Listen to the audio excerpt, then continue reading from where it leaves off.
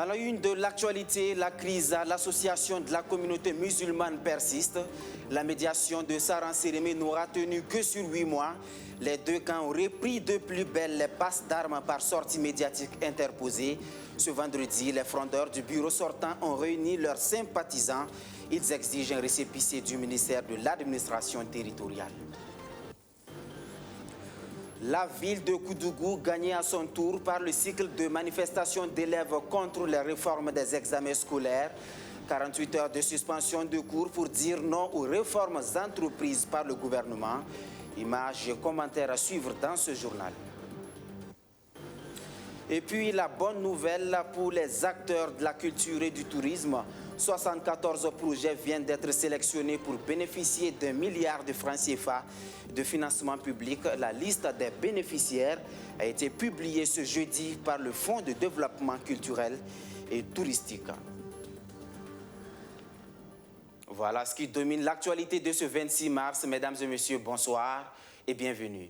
Les nouvelles sont bonnes aujourd'hui dans la lutte contre la Covid-19 au Burkina Faso.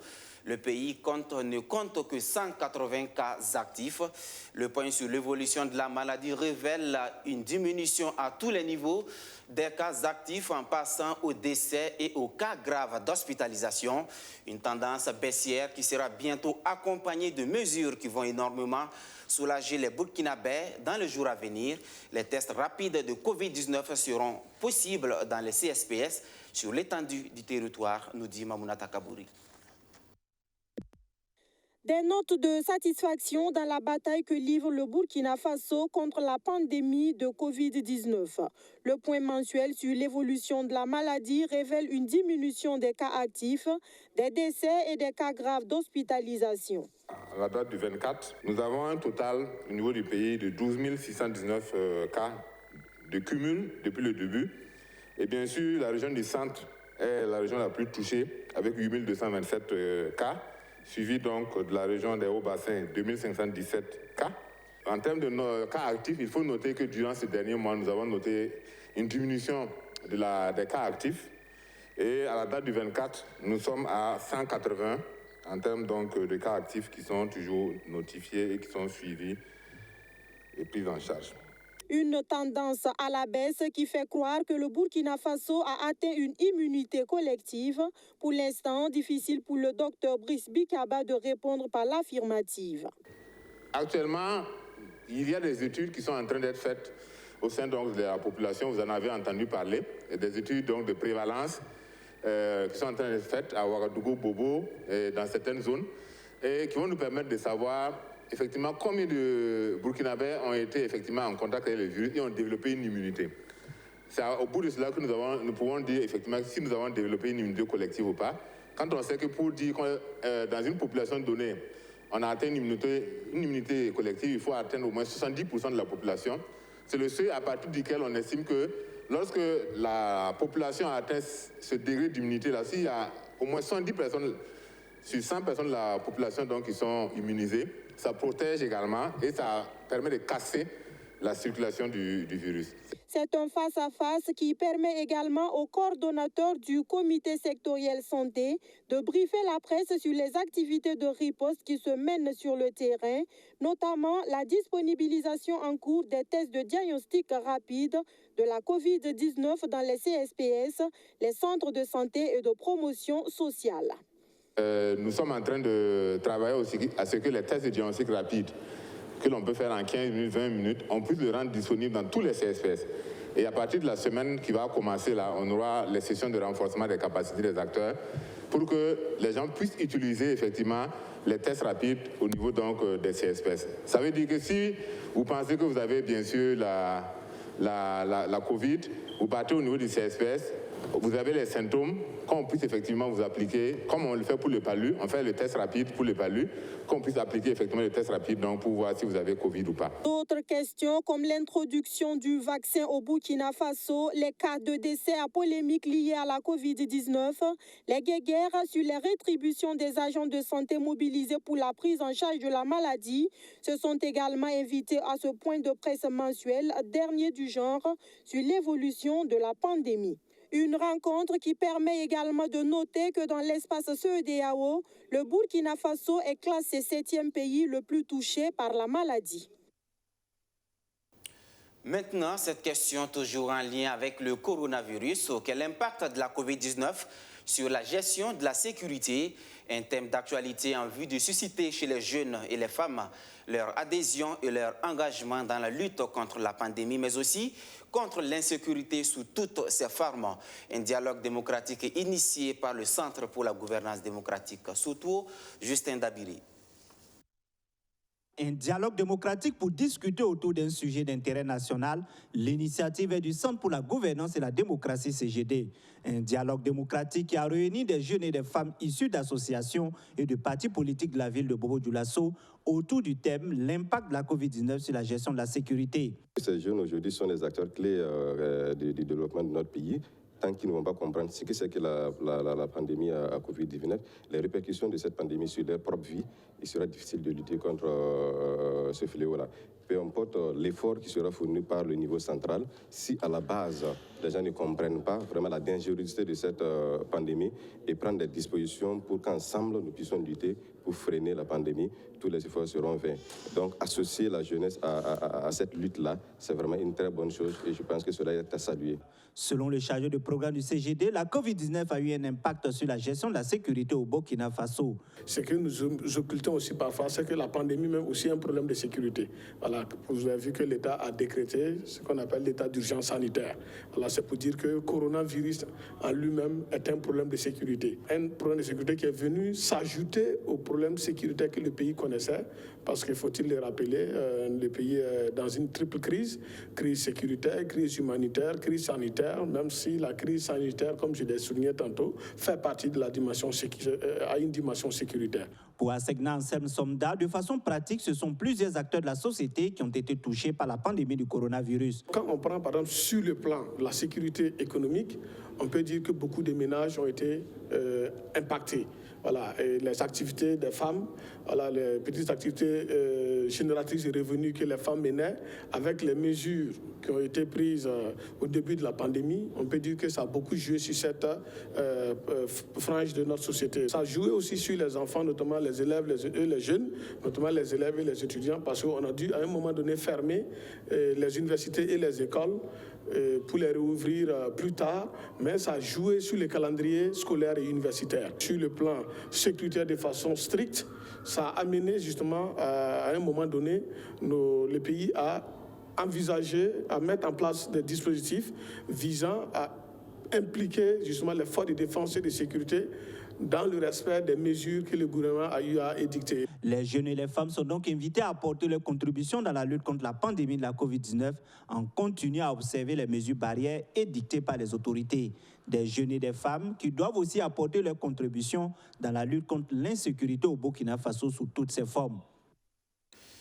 L'accalmie n'aura duré que 8 mois environ à la tête de la communauté musulmane déchirée par une guerre de leadership avec la médiation entamée par le médiateur du Faso, le président sortant, Abdou Rasmane Sana, semblait avoir eu du répit en attendant l'organisation d'un congrès visant à renouveler les instances. Mais depuis ce 13 mars, tout s'est volé en éclats. L'équipe de Sana accuse le médiateur du Faso de fomenter un coup contre elle.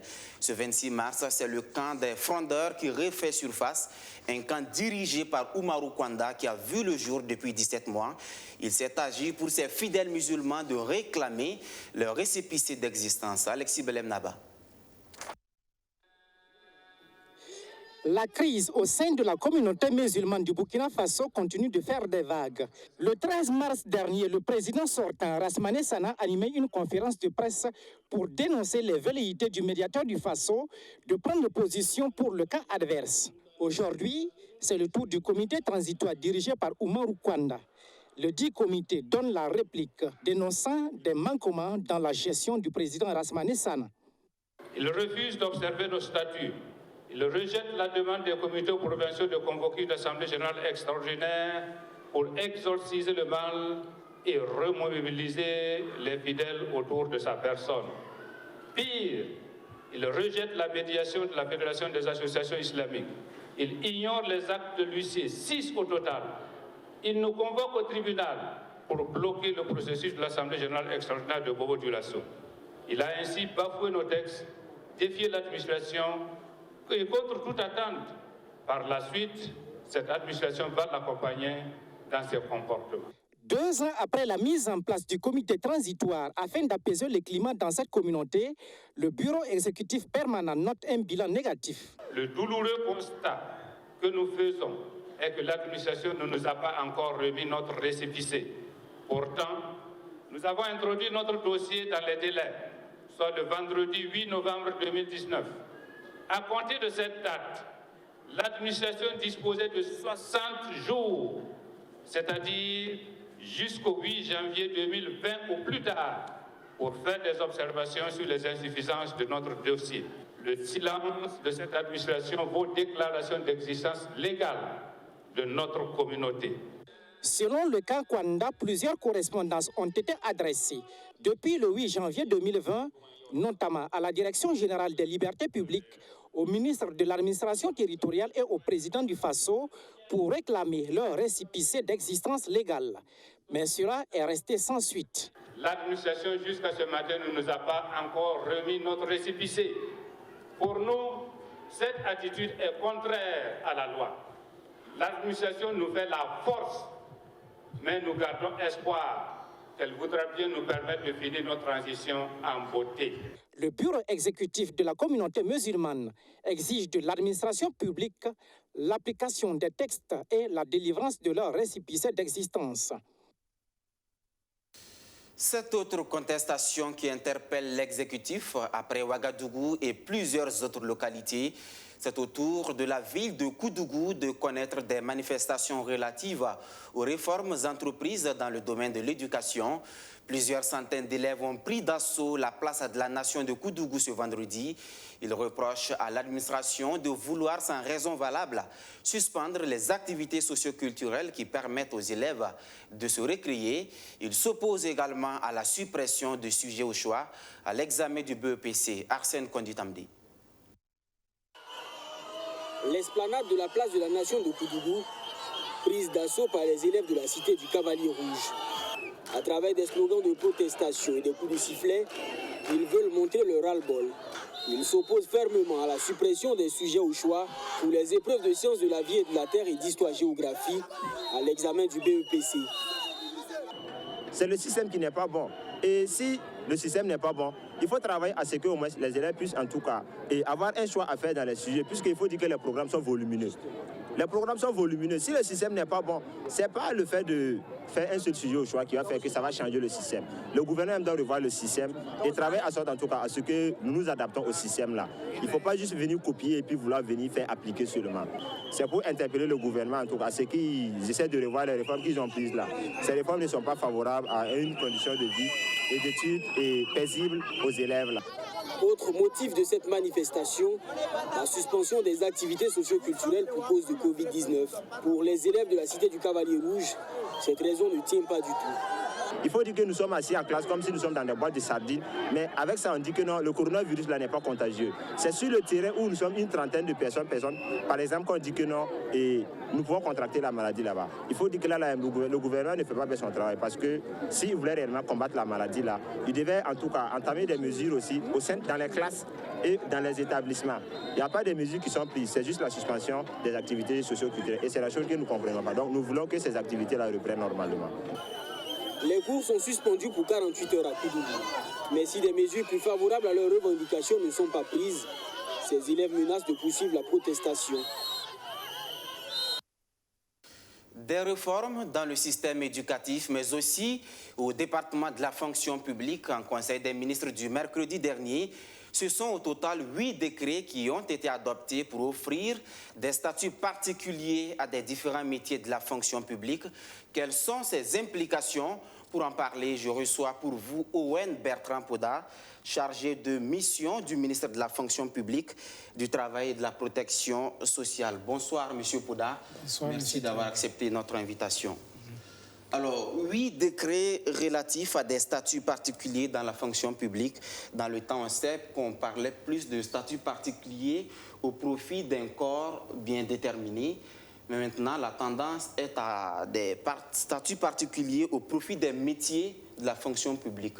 Pourquoi cette évolution? Qu'est-ce qui change exactement?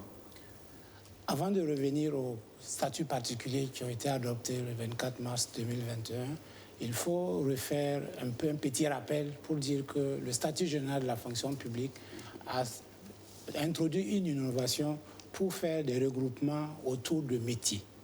Ça veut dire que dorénavant, l'ensemble des emplois sont d'abord structurés par métier, ensuite les emplois apparaissent. En 2019, il y a le premier outil technico-juridique qui a été adopté, qui est le répertoire interministériel des métiers, qui a déterminé 10 métiers. Les 10 métiers, à savoir l'éducation, la formation et la promotion de l'emploi, est déjà en vigueur. 9 étaient en élaboration, 8 ont été adoptés. Je dois dire que le statut dit particulier, c'est un décret qui met en application le statut général. Donc, il se distingue de ce qu'on a appelé statut particulier ou statut autonome, parce que celui-là ne déroge pas aux dispositions édictées par le statut général. D'accord. Alors, concrètement, qu'est-ce qui va changer? Concrètement, quand vous prenez un statut, les dispositions qui sont à l'intérieur, ce sont les emplois. Et ces emplois, nous avons aussi leurs attributions, les modes et conditions d'accès que nous avons repris, la classification catégorielle et les dispositions communes. En disant ce qui va changer, si vous demandez par rapport aux innovations, il y a 3 grandes innovations que je peux retenir. Il y a plusieurs changements, mais ce qui peut impacter le fonctionnaire actuel ou le fonctionnaire en devenir, c'est premièrement l'arrimage au dispositif LMD pour les titres et les diplômes. Dorénavant, la licence et le diplôme pour accéder aux emplois de catégorie A1 par le biais de la formation et le master. Sans vous couper, en ce moment, qu'est-ce qu'on fait de ceux qui ont les maîtrises? Et déjà, une disposition de l'année dernière avait prévu qu'à titre transitoire, certains certificats seraient délivrés par les établissements pour permettre à ceux-ci de continuer à postuler au concours. Donc, avec la licence, on pourrait continuer jusqu'à épuisement du vivier de la maîtrise. Les masters, c'est pour ceux qui ont vocation à être immédiatement employés. Ils sont recrutés directement sur le master. Il y a une deuxième innovation qui est importante, c'est la passerelle. Ça veut dire que quelqu'un qui a dans un emploi pourrait évoluer dans des emplois qui ne sont pas de la même famille professionnelle. Donc nous avons des passerelles intermétiers et intramétiers. Ça, c'est une innovation qui va donner de la mobilité aux agents de la fonction publique. On pourrait commencer adjoint en gestion des ressources humaines, passer par contrôleur des impôts et finir administrateur civil, ce qui n'est pas impossible. Aussi, un autre avantage que je voudrais souligner, c'est un ensemble d'agents étaient dans des situations où ils n'avaient pas de possibilité d'évoluer dans la carrière. Par le biais des passerelles, ils pourront prendre part à un ensemble de concours qui reste à définir avec les modalités. La dernière innovation que je voudrais souligner, c'est la mise en extinction de certains emplois et la création de nouveaux emplois. On était un emploi parce que l'administration réoriente son besoin ou définit aussi d'autres modalités d'accès à de nouveaux emplois. Voici un peu ce qu'il y a comme innovation dans les projets de statut qu'on a adoptés le 24 mars 2021. Alors, les fonctionnaires doivent-ils s'attendre à une revalorisation salariale? Non, puisque si vous avez vu que j'ai fait l'effort de dire ce qui se trouve dans les statuts, nulle part on ne parle de salaire. Il n'y a pas de disposition relative à la rémunération. Cependant, les dispositions de promotion sont naturellement prévues qui vont permettre à ceux qui doivent changer d'emploi de le faire comme il se doit. Et aussi avec les passerelles, il y a plus de fluidité, mais on ne parle pas de dispositions relatives à la rémunération dans les statuts particuliers. Alors, on sait aussi que très souvent, les concours sont organisés en fonction des statuts des différents emplois. Est-ce qu'il y aura des changements au niveau de l'organisation des concours dorénavant? Et naturellement, parce que le décret qui organise les concours avait dit qu'à titre transitoire, les textes organisant les emplois spécifiques qui sont dans le dispositif ancien vont perdurer jusqu'à l'adoption du statut. Le statut étant adopté, naturellement, c'est sur cette base que les concours de la session de 2021 devront s'organiser. Est-ce qu'on peut rappeler les métiers qui sont concernés? Il y en a 8. Il y a l'administration financière et économique, il y a la gouvernance administrative, il y a les infrastructures, il y a mines et énergie, il y a la promotion et la protection sociale, Et il y a... Bon, je ne sais pas si je suis dans l'ordre, mais sur les 10, un seul n'a pas été adopté. C'est la culture, la communication. C'est ça qui n'est pas encore adopté. Sinon, l'ensemble des 10 métiers ont été adoptés. D'accord. Alors, M. Poda, on vient d'entendre, vous avez cité les métiers. Oui. On voit clairement que ce n'est pas l'ensemble des fonctionnaires qui sont pris en compte. Dans les métiers, c'est les agents de la fonction publique d'État, à l'exception des militaires, des corps paramilitaires qui ont des statuts autonomes. Tout le reste, qui sont régis par le statut général de la fonction publique, sont dans les métiers. Donc vous nous rassurez que ce n'est pas le système de gestion de cas par cas qui continue. Je l'ai dit, il se distingue du statut autonome. Ça veut dire qu'il est une émanation du statut général de la fonction publique. C'est le statut général de la fonction publique qui a dit qu'il y aura des statuts particuliers. On aurait pu l'appeler décret, simplement. On n'aurait pas eu toutes ces questions que vous posez. D'accord. Monsieur Poda, pour terminer, au passage, où en sommes-nous avec le projet de remise à plat des salaires dans la fonction publique? Si vous dites remise à plat, c'est tendancieux. Si vous dites réforme de la rémunération, là, c'est le terme qui avait été utilisé à son temps. Donc, c'est en cours, c'est pas oublié, mais vous savez que ce sont des questions qui ne sont pas aisées à débattre. On prendra le temps pour revenir, pour échanger sur ça. D'accord. Merci beaucoup. Ça sera tout pour cet entretien. Je rappelle que je recevais pour vous Owen Bertrand Poda, chargé de mission du ministère de la Fonction publique, du Travail et de la Protection sociale. Monsieur Poda, vous restez avec nous pour la suite de cette édition avec cette bonne nouvelle pour les acteurs de la culture et du tourisme. 74 projets viennent d'être sélectionnés pour bénéficier d'un financement. 1 milliard de francs CFA débloqués par l'État pour soutenir ce domaine. Le processus de sélection a été conduit par le Fonds de développement culturel et touristique, le FDCT, a justement procédé à la publication des résultats de l'appel à projet qui a été pris d'assaut par plus de 400 candidats. Abdou Aziz Saré pour plus d'éclairage. Ils étaient au total 415 postulants au premier appel à projet du Fonds de développement culturel et touristique, FDCT. Seulement 74 parmi eux ont vu leur projet retenu pour financement. Ce sont 20 projets du cinéma et de l'audiovisuel, 25 des arts de la scène et 29 de l'artisanat d'art et design. Ils seront tous financés à hauteur de plus d'1 milliard de francs CFA. Les projets qui n'ont pas été retenus, ce n'est pas que ce n'était pas forcément bon. Mais l'enveloppe n'était pas extensible. Mais si nous nous comportons bien, parce qu'il y a eu près de 14 milliards de demandes pour 1 milliard de disponibles. Si nous nous comportons bien, nous pouvons dire à l'autorité, ils ont de bons projets, aidez-nous désormais à améliorer les niveaux de besoins. Nous osons espérer que les projets qui ont été retenus pour le financement vont permettre d'améliorer la qualité et la compétitivité des biens et services culturels au niveau national et international. Mais également, nous osons permettre que ce financement va nous permettre de renforcer les capacités productives des opérateurs dans les filières visées. Ce premier appel à projet a concerné toute l'étendue du territoire national. Il s'inscrit dans le cadre de la mise en œuvre du programme d'appui aux industries créatives et à la gouvernance de la culture, PAIC-GC. Il est cofinancé par l'Union européenne. L'objectif général de ce programme est de créer une dynamique de développement culturel et touristique fondée sur les valeurs communes propres au Burkinabé. Donc, créer une dynamique de développement culturel et touristique. D'une part, le passé, on aimait dire que la culture était à la périphérie du développement. Les choses ont évolué. Nous voulons que la culture soit au centre du développement. Pour s'assurer que les bénéficiaires utilisent les ressources à bon escient, le ministère de la Culture entend mettre en place un dispositif de suivi des projets financés. On ne va pas donner l'argent et puis être là, on vous rien à faire. Ça, c'est fini. Il y aura, comme en football, un marquage serré.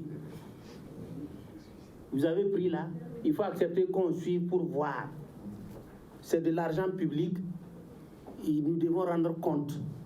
Aux promoteurs culturels qui n'ont pas eu la chance de voir leur projet sélectionné, le ministère de la Culture les invite à prendre en compte les observations qui ont été faites par le FDCT pour améliorer leur projet afin de postuler au deuxième appel à projet prévu au deuxième semestre de 2021. Faire de Ouagadougou la capitale du froid en Afrique, l'ambition est bien affichée à l'APFC, l'association des professionnels et acteurs du froid et de la climatisation du Burkina Faso. Elle organise du 26 au 28 mars 2021 le premier salon international de la climatisation et de la réfrigération de Ouagadougou. La cérémonie officielle d'ouverture s'est tenue ce vendredi en marge de la journée mondiale du froid. Archimède Boy. Les acteurs du monde du froid tiennent la première édition du Salon international de la climatisation et de la réfrigération de Ouagadougou. L'Association des professionnels et acteurs du froid et de la climatisation du Burkina Faso veut ainsi faire de Ouagadougou la vitrine du froid en Afrique. La motivation de l'organisation de ce salon fait partie des points clés de la création de cette association. Cette association a été créée en 2019 et lorsqu'elle s'est mise en œuvre, elle a décidé dans ses plans d'action, en tout cas, de mettre en place un marché qui peut réunir tous les acteurs, les distributeurs, les centres de formation et tous ceux qui interviennent dans le domaine du froid sur un seul point afin que tout le monde puisse comprendre un peu l'importance de la chaîne du froid pour notre population. Cette activité bénéficie du soutien des ministères en charge de l'énergie, de l'environnement et du commerce. Je pense que les acteurs de ce secteur sont des pions importants, des maillons importants de la politique que nous menons aujourd'hui pour promouvoir l'industrie de la transformation. Donc à ce titre, c'est un événement qu'il faut saluer et nous pensons, en tout cas nous formulons le vœu que ce salon-là puisse grandir en activité. L'Union des associations africaines du froid est co-organisatrice de l'événement. Déjà, elle a les yeux rivés sur l'édition prochaine. Nous promettons que la deuxième édition qui se tiendra en 2023, c'est ça, et dans 2 ans, nous aurons tout le site du CIAO occupé parce que nous allons amener tous les acteurs du froid africain et tous les acteurs principaux au niveau mondial. Les initiateurs du salon veulent promouvoir les métiers du froid, générer des emplois durables et contribuer à la protection de l'environnement. La cérémonie d'ouverture du CICRO s'est achevée par une visite des stands d'exposition. Hors de nos frontières en Côte d'Ivoire, le président Alassane Ouattara a confirmé Patrick Hachi au poste de Premier ministre ce vendredi. Patrick Hachi qui assurait jusque-là l'intérim à la primature depuis l'évacuation du regretté Ahmed Bakayoko, décédé le 10 mars dernier.